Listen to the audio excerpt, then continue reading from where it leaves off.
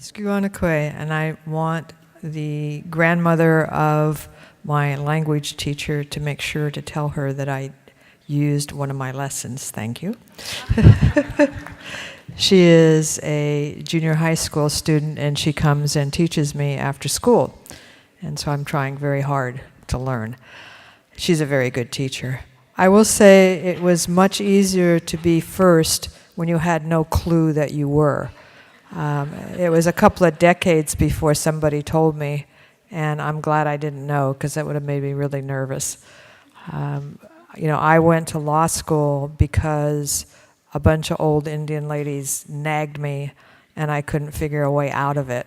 So I ended up over in New Mexico calling home crying, and they wouldn't let anybody come and get me.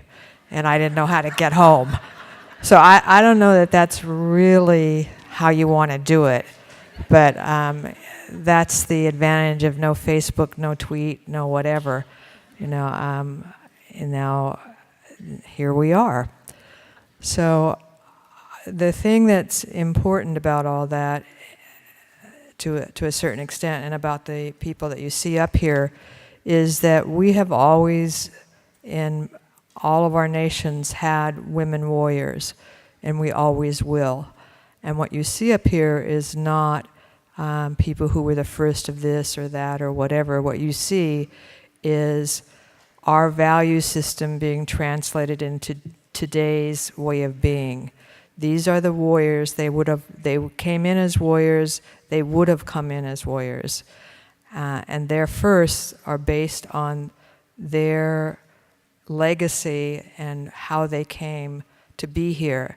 And they are warriors, and what we're looking at and what we want, the message we want to give to you and to our girls and our women, is that it is time again. I don't know when there was a time when we didn't need warriors, but clearly we need them now. And I'm proud to be part of that, and I'm proud of all of them. I look at them, many of them, shall we say, decades younger than I am. We don't need to go into total details about that. But you go, yeah. I mean, it's so great to look around and see that and go, they're younger, smarter, stronger, and it makes me really happy to see that. And I'm happy to see you all out there, and for you to be here and go, yeah, we're behind you. And I think that we all appreciate that. It's not, I didn't start out, like I said, to do this. I started out because I thought these crafty old ladies were inviting me to a dinner. But you know how they are.